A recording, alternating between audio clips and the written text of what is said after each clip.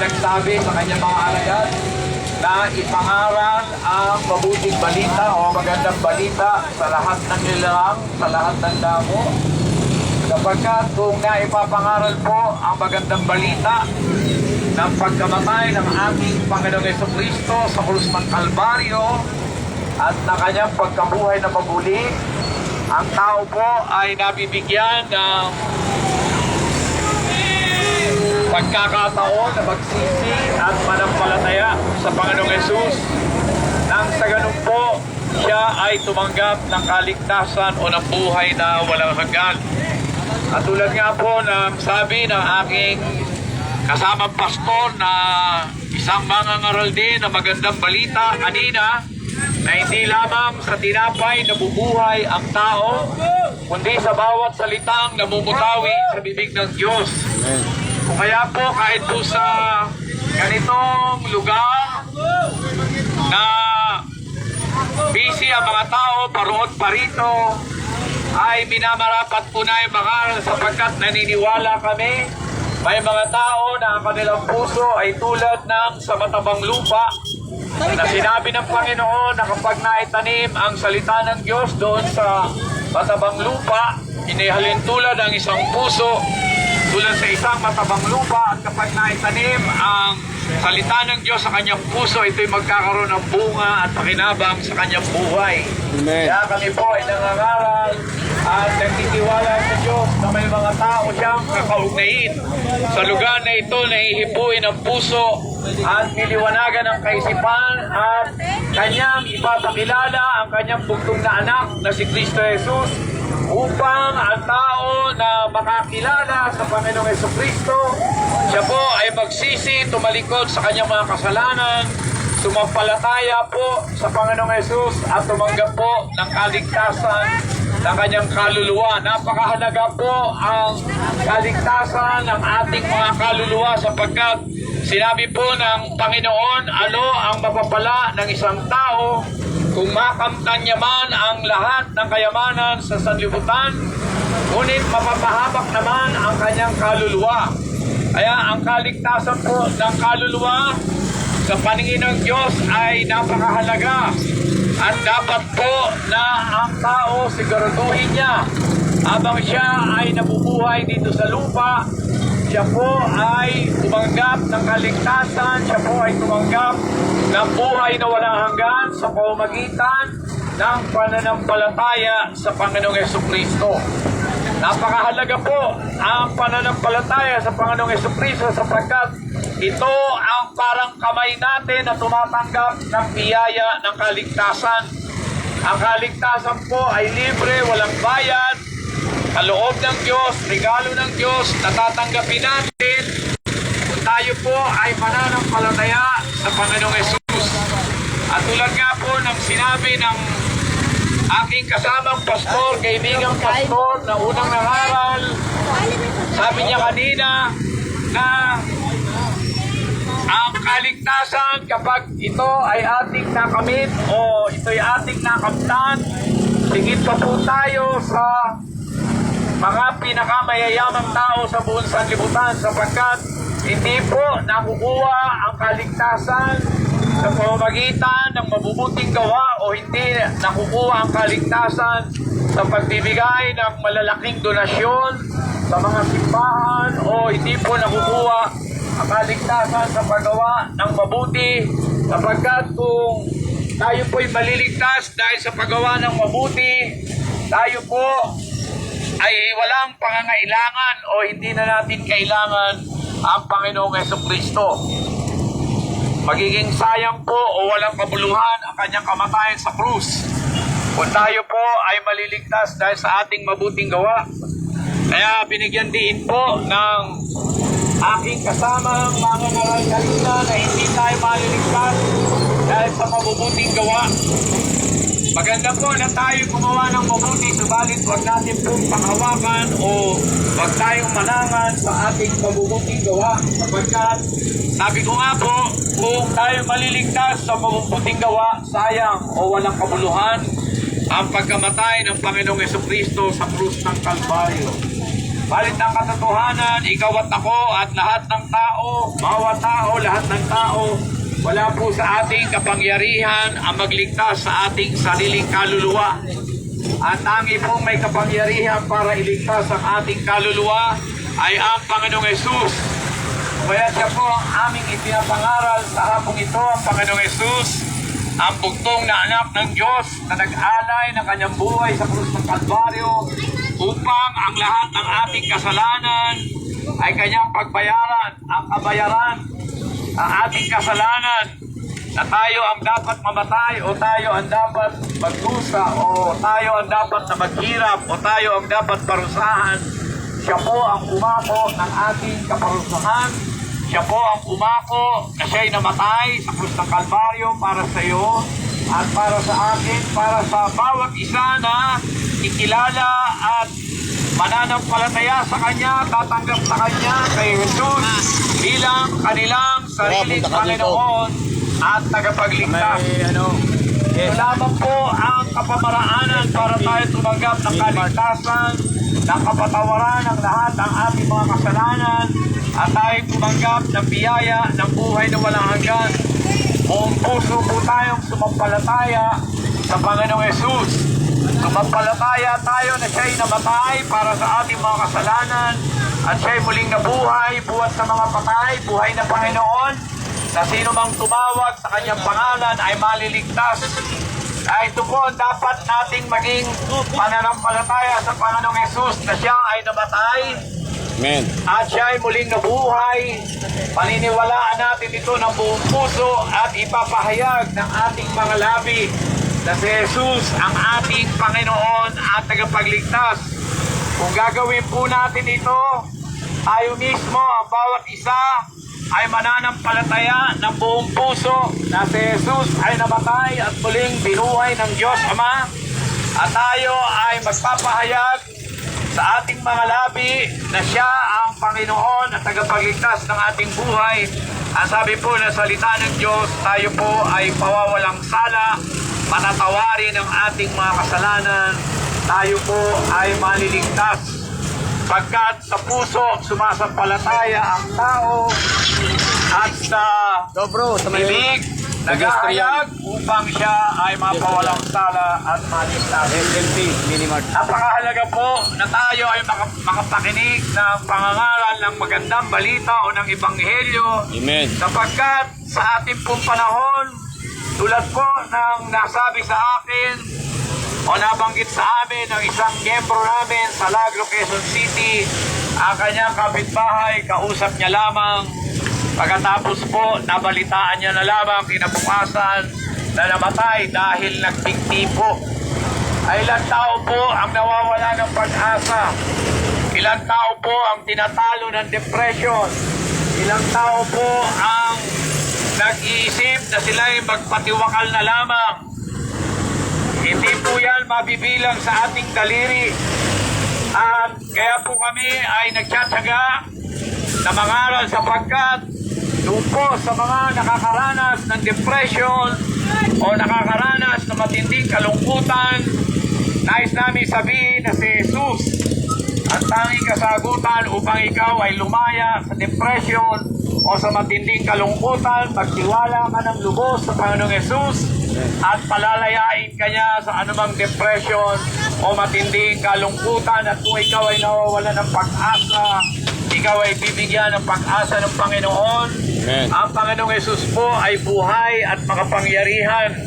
Anuman pong pagkaalipin ng tao sa kasalanan, anuman pong pagkaalipin ng tao sa anumang bisyo, o anuman pong pagkaalipin ng tao sa anumang bagay na maaaring sumisigil sa kanyang pagkanais na mabuhay. Katulad nga ng nabanggit ko kanina na nakasadami ng problema, iniisip niya na ang solusyon na lamang ay magpatiwakal.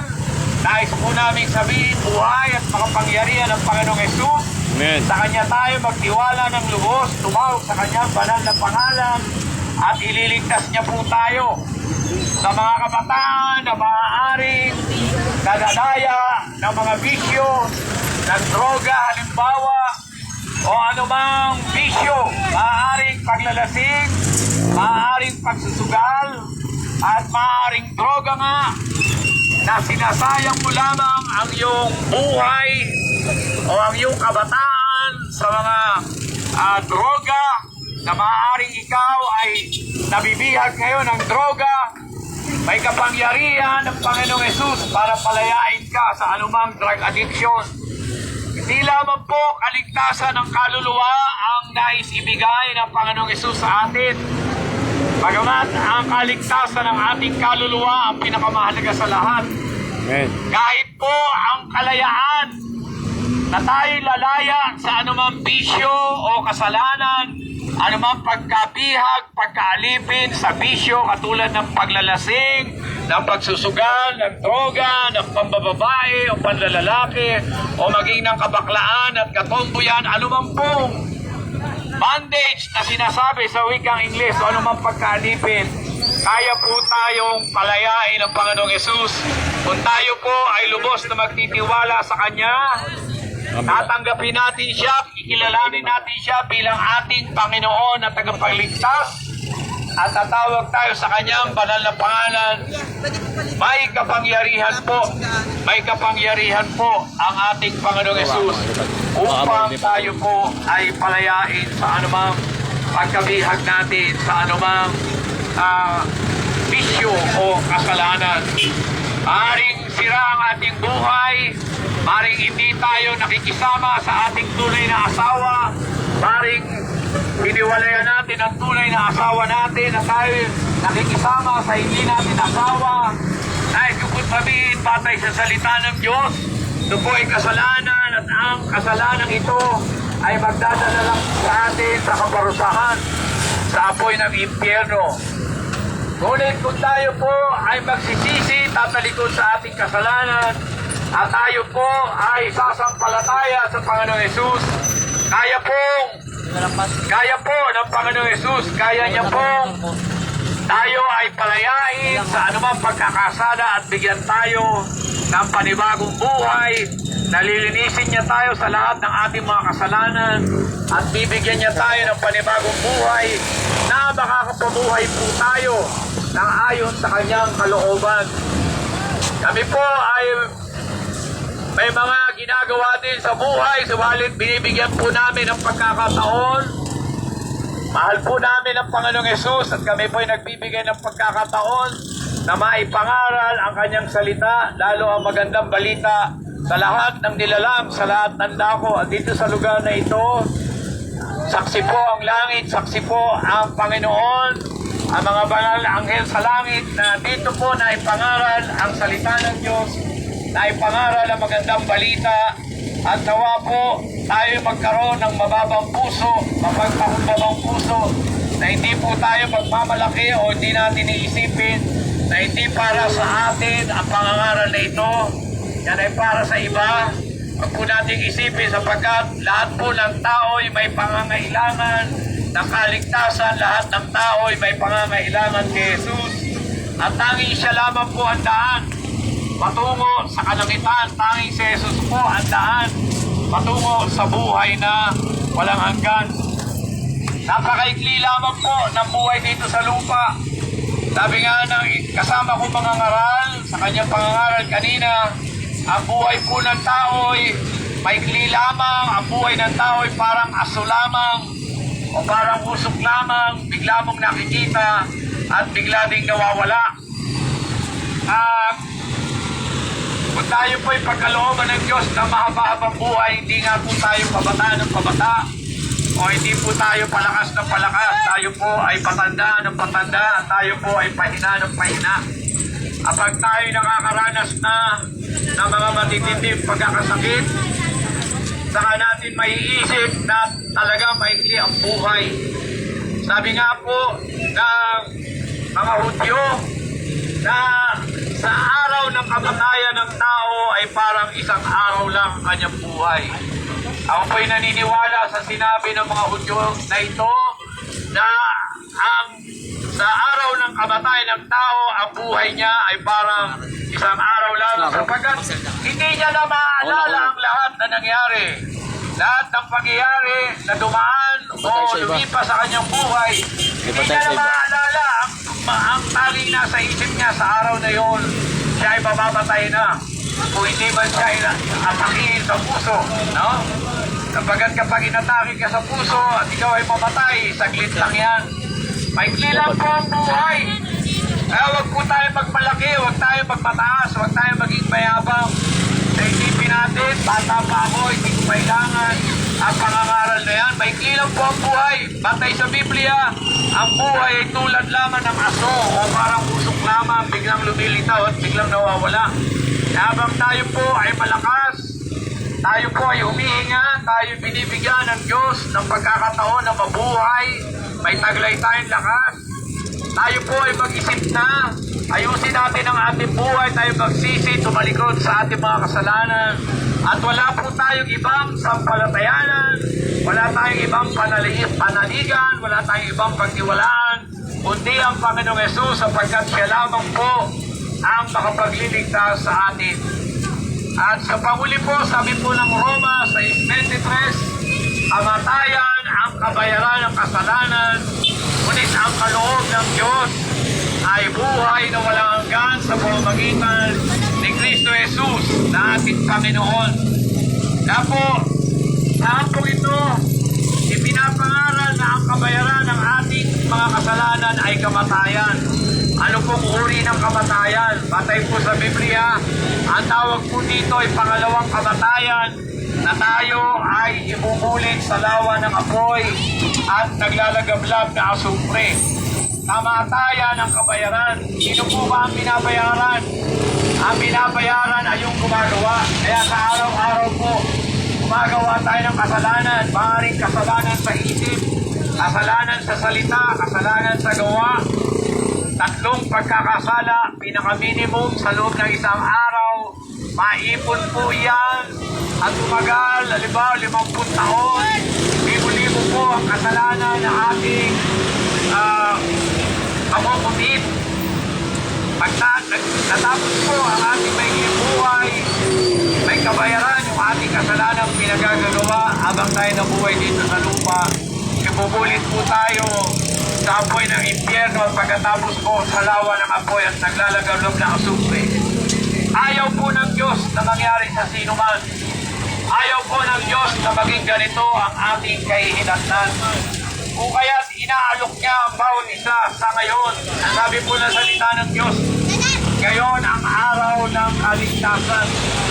Ngayon ang araw ng kaligtasan. Habang tayo po'y nakakapakinig ng pangangaral ng salita ng Diyos na magandang balita, tayo po ay magdesisyon na, magsisi tayo, tumalikod sa ating mga kasalanan at sumampalataya sa Panginoon Yesus sapagkat yung pangalawang bahagi po ng Roma 6:23, ang kaloob, regalo ng Diyos, walang bayad, regalo ng Diyos, regalo walang bayad, libreng kaloob ng Diyos ay buhay na walang hanggan sa pamamagitan lamang ni Kristo Jesus na ating Panginoon. Kaya ang Panginoong Jesus lang po ang magliligtas ng ating kaluluwa. Tinitiyak niya po na tayo maliligtas, matatawarin sa lahat ng ating mga kasalanan at tayo magkakaroon ng buhay na walang hanggan sapagkat sinabi niya, sino mang sumampalataya sa anak ng Diyos, sa Panginoong Jesus, ay may buhay na walang hanggan. Kaya po, habang tayo ay malakas, habang ang ngayon ay ngayon ang araw ng kaligtasan, magdesisyon tayo, magsisi, tumalikod sa ating mga kasalanan, manampalataya tayo sa ating Panginoong Jesus, tanggapin natin siya at kilalanin natin ang Panginoong Jesus bilang Panginoon